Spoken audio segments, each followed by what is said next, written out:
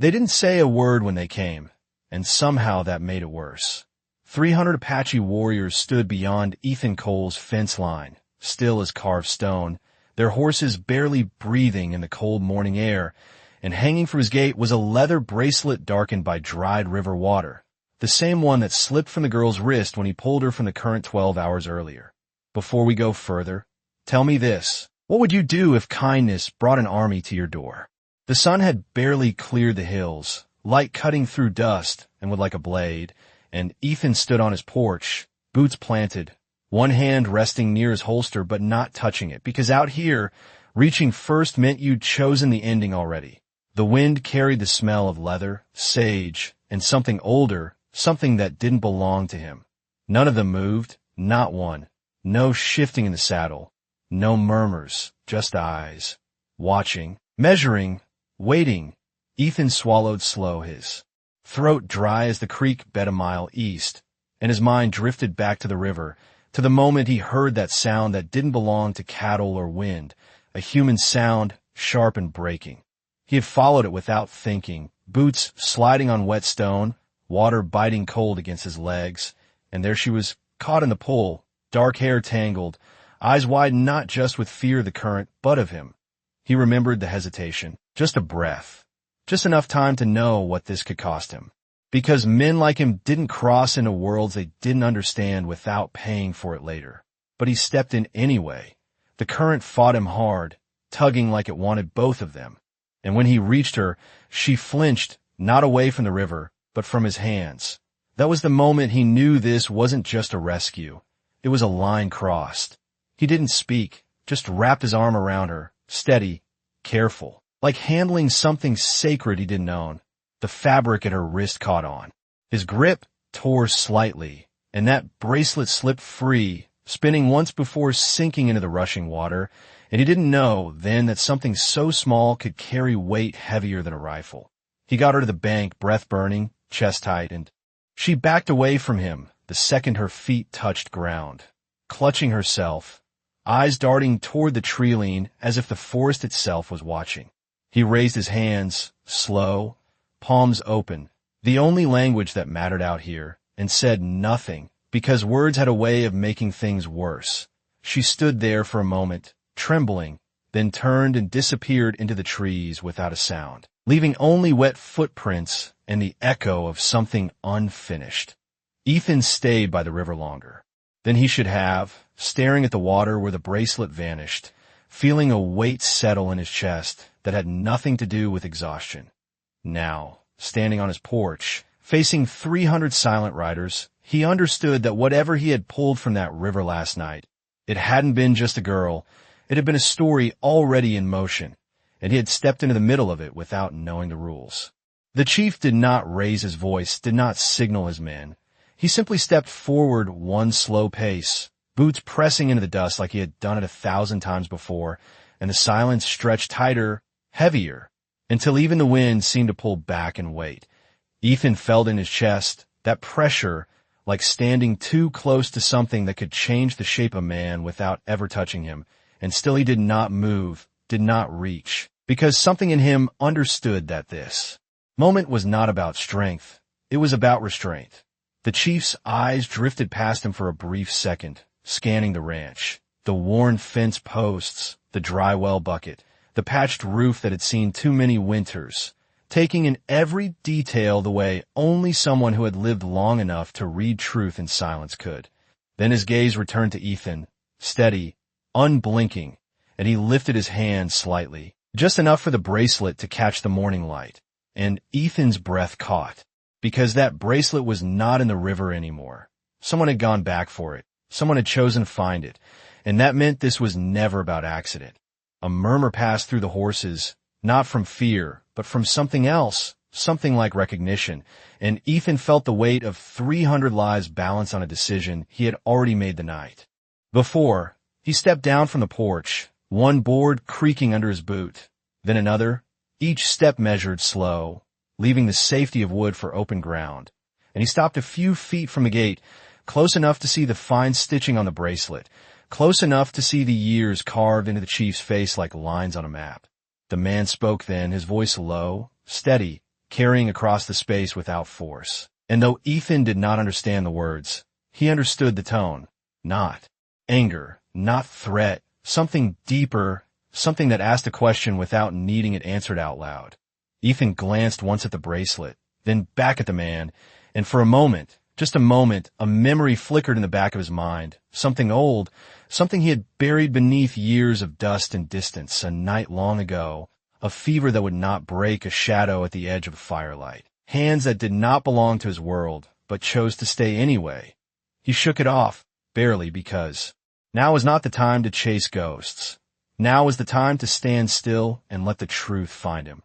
The chief took one more step, closing the distance just enough to place the bracelet gently on the top rail of the gate, not handing it to Ethan, not forcing anything, just leaving it there like a statement written in silence. Then he stepped back, and for the first time, one of the warriors behind him lowered his gaze, then another and another, until the line of riders shifted in a way that was not submission, not quite, but something close, something that made Ethan's pulse slow instead of race. He reached out then, not fast, not slow, just honest, and picked up the bracelet, the leather warm from the sun, heavier than it had any right to be, and as his fingers closed around it, that memory came back sharper this time, clearer, the sound of a woman's voice speaking words he did not understand but felt in his bones, the same tone, the same weight, and suddenly the distance between past and present did not feel so wide anymore.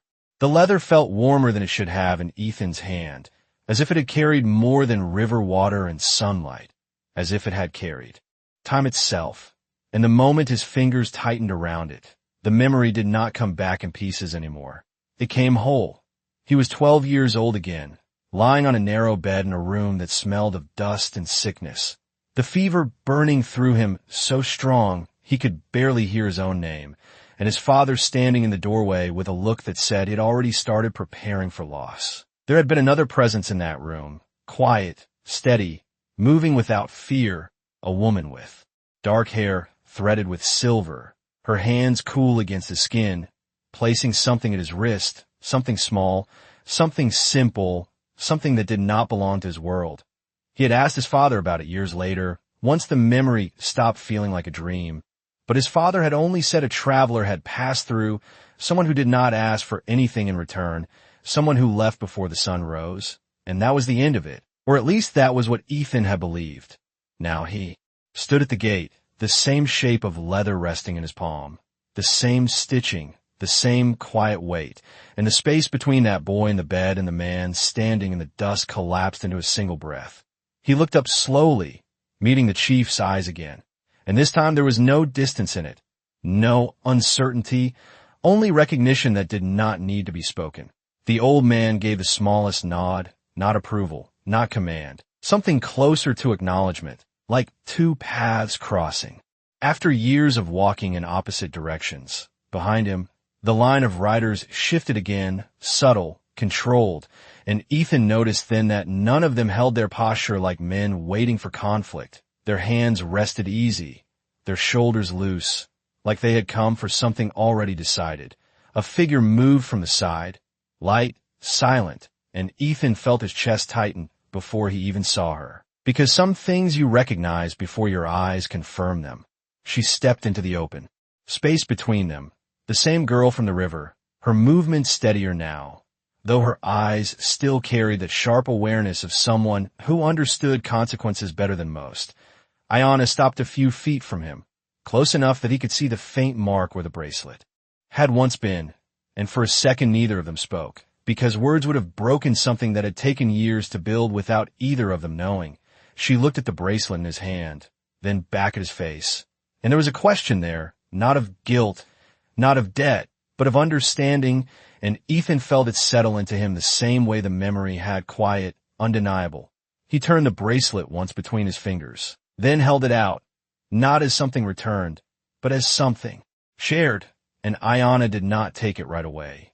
She studied him, the way he stood, the way his hand did not shake, the way he did not try to explain himself, and something in her expression softened, not fully, but enough. When she finally reached out, her fingers brushed the leather, then his, just for a moment, and that moment carried more weight than anything either of them could have said. Behind her, the chief exhaled slowly, almost too quiet to hear, and the line of warriors shifted once.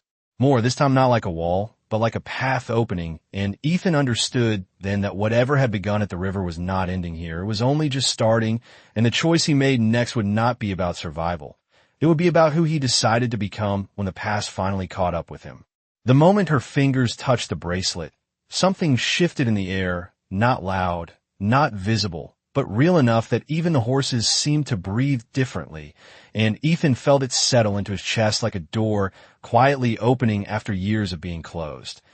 Aiyana did not pull the bracelet away. Not immediately. Her hand stayed there for a second longer than necessary. Her eyes still locked on his, searching, weighing, as if deciding whether what stood before her was a man or just another. Passing moment that would disappear with the dust. Ethan did not move, did not speak, because he understood now that this was not a moment to fill, it was a moment to hold. She finally took the bracelet fully into her hand, turning it once, her thumb tracing the worn leather like she was reading a story written in silence. Then she stepped back, not away from him, but into her place between two. Worlds, one behind her, one in front of her. And for the first time, Ethan noticed the way the warriors watched her, not as a child, not as someone to be protected, but as someone whose voice carried weight. The chief spoke again, softer this time, and Aiyana listened, her expression steady. Then she answered in the same quiet tone, and though Ethan could not understand the words, he understood the rhythm, the exchange of something that had already been decided long before this morning. She turned back to him, and when she spoke, her English was careful but clear, each word placed like it mattered. "You stepped into the water when you did not have to," she said, and there was no accusation in it, only truth. Ethan let out a slow breath he had not realized he was holding, the kind that comes when a man realizes he is not being judged for what he feared, but for what he chose. "Could not leave you there," he answered simply, his voice rough from disuse more than anything else. And she studied him again, that same sharp awareness behind her eyes, but now it was different. Less guarded, more certain. "Many would have," she said, and those three words carried more weight than any accusation ever could. The wind moved through the open land, brushing against the fence, lifting a thin line of dust between them.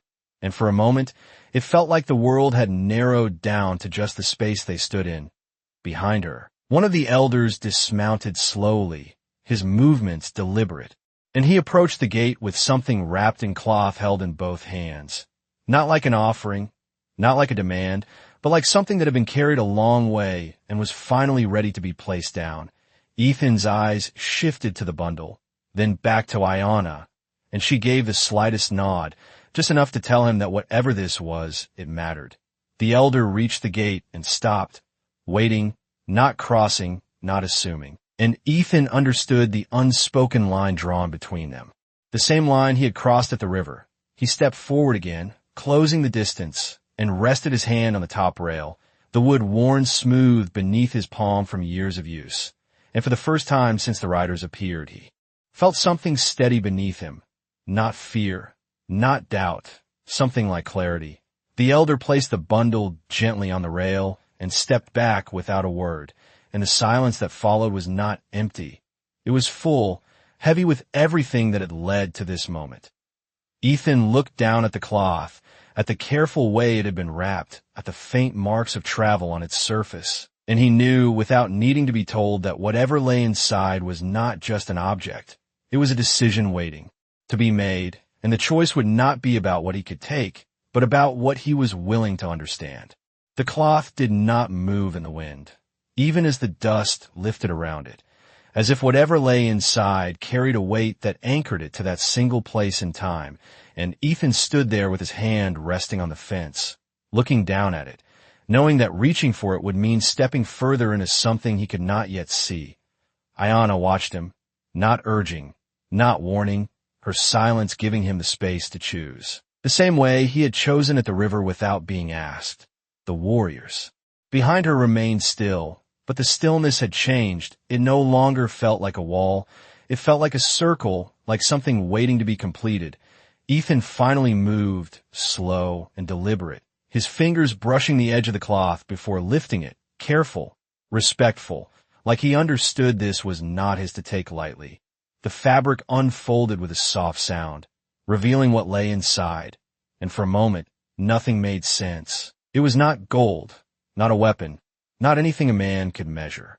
In value the way townsfolk did, it was a small carved piece of wood, worn smooth with time, shaped into something simple, almost plain, but the longer he looked at it, the more he felt that same pull in his chest, that same quiet recognition that had followed the bracelet.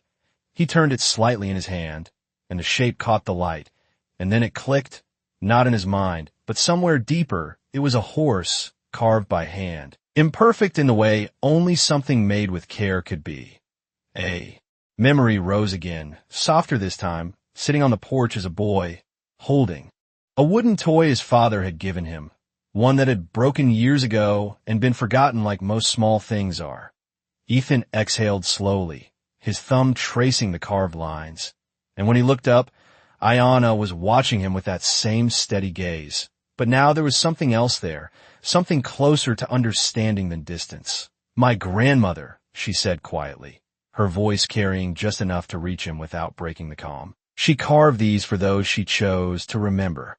And the words settled into him with a weight that made his shoulders feel heavier, not with burden, but with meaning. Ethan glanced down at the small horse again, then back at her, and for the first time since the riders arrived, he felt something shift inside him that had nothing to do with fear or caution, something that felt like being seen without having to explain himself. "She was there," he said slowly, the words unfamiliar in his mouth, like he had not spoken them in years, "when I was a boy." And Aiyana gave a slight nod, as if she had already known, as if this moment had been unfolding long before either of them reached the river. Behind her, the chief stepped forward once more, not closing the distance fully, but enough to be part of the space between them, and he placed his hand briefly over his chest, then lowered it, a gesture simple and quiet, but clear in its meaning. Ethan did not return the gesture right away, not because he did not understand it, but because he was still catching up to the realization that everything he thought he knew about that night from his childhood had only been half the story. The wind moved again, softer now, carrying the scent of dry grass and distant water, and Ethan closed his fingers around the carved horse, feeling its edges press into his palm, grounding him in the present even as the past settled into place. When he finally looked up again, the line between him and them did not feel as wide, and for the first time, it did. Not feel like something that had to be defended, but something that could be crossed without losing who he was. The carved horse rested in Ethan's palm, its edges worn smooth by hands that had shaped it long before this morning. And for a moment he forgot about the riders, the fence, even the land beneath his boots, because the weight of that small object carried him somewhere quieter, somewhere older. When he looked up again, the world returned slowly, like light creeping back after a storm, and Aiyana was still there, still watching, but now there was no distance left in her gaze. Only a quiet certainty that made him feel like he had already answered something without speaking. The chief stepped closer to the gate, not crossing it, but near enough that the lines in his face became clearer, each one carved by time and decisions that could not be undone. And he spoke again, his voice low, steady, and though Ethan did not understand the words, he felt the meaning settle into the space between them like a truth that did not need translation. Aiyana listened, then turned slightly toward Ethan, her hand still holding the bracelet, the leather now resting against her wrist where it belonged, and she spoke with that same careful clarity. "He says you carry 2 stories," and the words hung there, simple but heavy, the one you were told, and the one you lived, and Ethan felt his jaw tighten just slightly, because he knew exactly what she meant, even if he had never put it into words before. The wind shifted again, brushing past them, carrying the faint scent of distant rain that might or might not reach this land. And Ethan let out a slow breath, his eyes drifting for a second to the horizon, to the wide stretch of land he had spent years thinking he understood. I only remember parts, he said finally, his voice quieter than before, not out of fear, but out of something closer to honesty. And Aiyana gave a small nod, as if that was enough. Behind her, one of the younger riders shifted in the saddle. Not restless, just present. And Ethan realized then that none of them had come here expecting to take anything from him. They had come to give something back, something that had been waiting. Longer than he realized, the chief lifted his hand again, not toward Ethan, but toward the carved horse still resting in his palm. And there was a question in the gesture, not of ownership, but of understanding, and Ethan looked down at it, turning it. Once more between his fingers, feeling the grooves, the care, the intention behind something so simple. He stepped closer to the gate, closing the last bit of distance he had kept out of habit, and held the carving out slightly, not offering it back, but sharing its presence, the way one man might share a memory he was still learning how to carry. Aiyana watched the movement carefully, then glanced back at the chief, and something passed between them, something quiet and certain, and the chief's expression shifted just enough to show that whatever answer he had been waiting for, he had found it.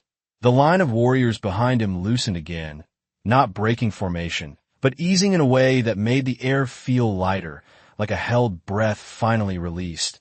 Ethan stood there, the carved horse still in his hand. The bracelet now returned to where it belonged, and for the first time since dawn, the silence did not feel like a test. It felt like an understanding settling into place. One that did not erase the past, but did not let it define the future either. And in that quiet, he realized that the next step would not be decided by them. It would be decided by him, by whether he chose to stay where he had always stood, or take the one step forward that would change everything. The distance between Ethan and the gate had always been measured in wood and habit, but now it felt like something else entirely, something invisible that had held him in place for years without him ever questioning it. And as he stood there with the carved horse in his hand, he realized that the step he had not taken was the only thing left that still mattered. The land behind him was quiet, familiar, every board and fence post carrying the weight of a life built in solitude, but the space in front of him felt different now. Not threatening, not uncertain, just open, like a path he had never considered walking. Aiyana watched him without speaking, her posture steady, her presence neither pulling nor pushing, just there, and that alone told him more than any words could have. The chief remained still, his eyes never leaving Ethan, but there was no expectation in them, no demand. Only the calm patience of someone who had already seen how this would unfold. Ethan shifted his weight slightly, the movement small but enough to break the stillness he had held onto for too long. And then he did something that surprised even himself. He stepped forward, not just to the gate, but through it. The wood brushed lightly against his side as he passed, a quiet reminder of the boundary he had kept for years. And when his boots touched the ground on the other side, the air felt no different. And yet everything had changed. No one reacted with alarm, no sudden movements, no tightening of hands or reins, just a subtle shift, a space opening for him the same way it had for Aiyana moments before. He stopped a few feet beyond the gate, close enough now that the distance between him and the chief was no longer something that needed to be measured. And for a moment, they simply stood there, two men from different worlds sharing the same ground without needing to prove anything. Ethan lowered his gaze briefly to the carved horse, then extended his hand slightly, not offering it away, but showing it, acknowledging what it represented, and the chief gave a slow nod, the kind that carried more weight than any spoken agreement. Aiyana stepped forward then, positioning herself beside Ethan, not behind him, not in front, but beside, and that single choice settled something deep in his chest, something he had not realized had been unsettled for so long. She glanced at the land behind him, then back at the riders, and spoke quietly, her words carrying just enough for those who needed to hear them. And the response came not in voices, but in movement, a soft turning of horses, a subtle realignment of the group, like a current shifting direction without breaking its flow. Ethan felt the moment pass through him, not as an ending, but as a beginning that did not need to announce itself. And as he stood there, no longer separated by the gate, He understood that the story he had been carrying all these years had never been complete. Not until now. Not until he chose to step into the part of it that had been waiting for him on the other side. The ground beneath Ethan's boots felt the same, dry, familiar, worn by years of work, yet standing on this side of the fence made every inch of it feel newly claimed, not by ownership, but by choice, and he could feel the weight of that choice settle into him, steady and quiet. The riders did not close in, did not surround him. Instead, they shifted just enough to open a path that ran straight ahead through their line, a clear space that had not been there before, and Ethan understood without being told that this was not an invitation forced upon him. It was one offered, and it could still be refused. Aiyana glanced at him, her expression calm, but there was a question in it now.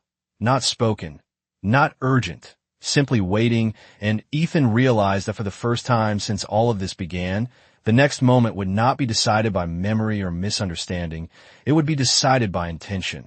He looked down at the carved horse once more, turning it slowly between his fingers, the edges catching the light. And he thought about the woman who had made it, about the hands that had shaped it without knowing who would hold it years later. And he felt something settle in a place inside him, something that had been restless for longer than he cared to admit. When he lifted his head again, his eyes moved across the riders, not as strangers now, but as people who had come a long way for a reason that had nothing to do with taking and everything to do with returning. The chief stepped slightly aside, just enough to clear the path completely, and the gesture was small, almost unnoticeable, but it carried a meaning that could not be mistaken. Ethan exhaled slowly, then took a step forward, deeper into the space they had opened, and no one stopped him. No one questioned it. The only sound was the soft shift of leather and the quiet breath of horses as he passed between them.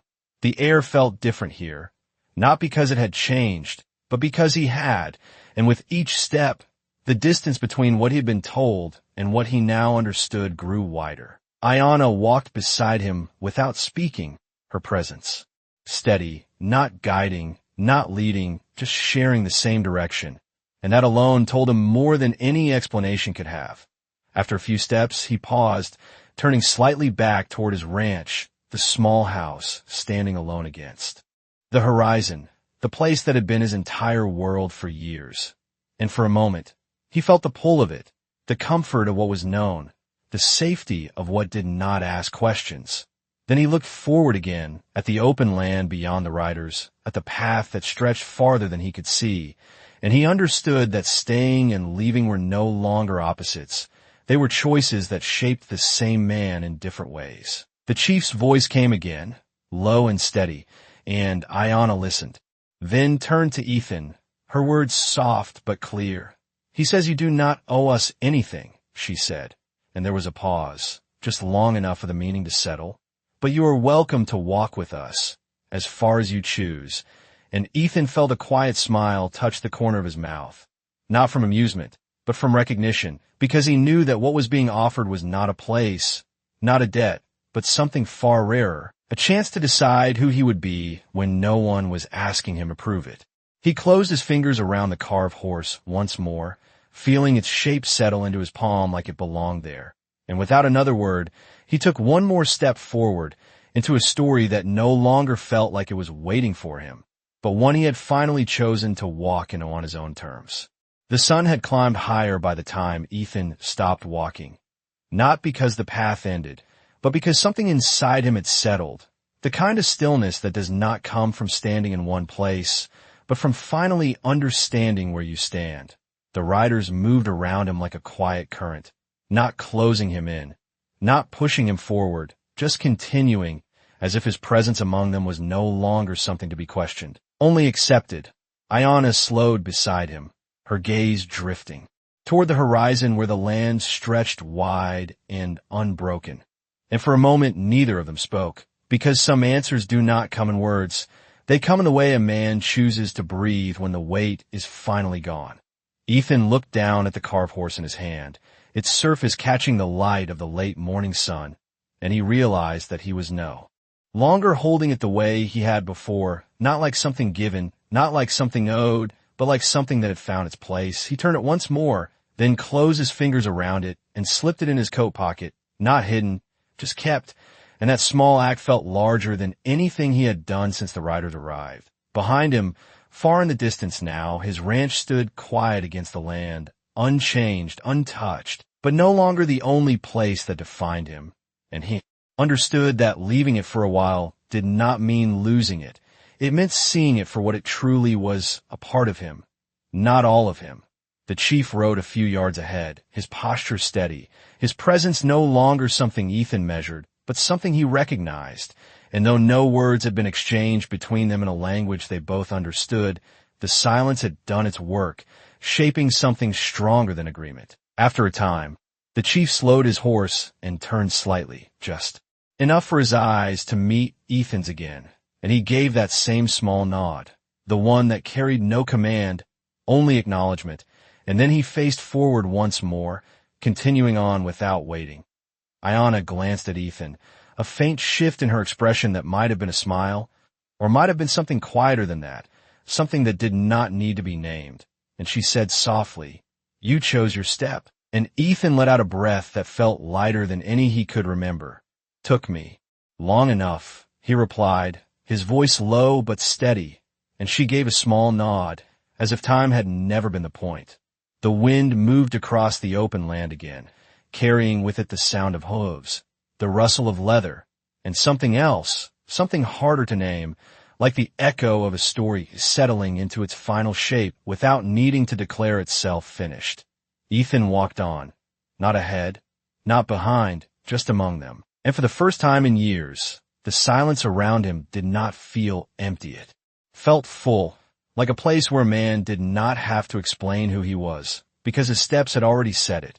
And somewhere far behind, where the fence still stood and the dust still gathered at the gate, the line that had once separated two worlds remained, but it no longer felt like a barrier. It felt like a memory, one that would stay where it belonged, while the man who once stood behind it kept walking forward, not to prove anything, not to repay anything, but simply because he finally understood that some journeys do not begin when you leave home.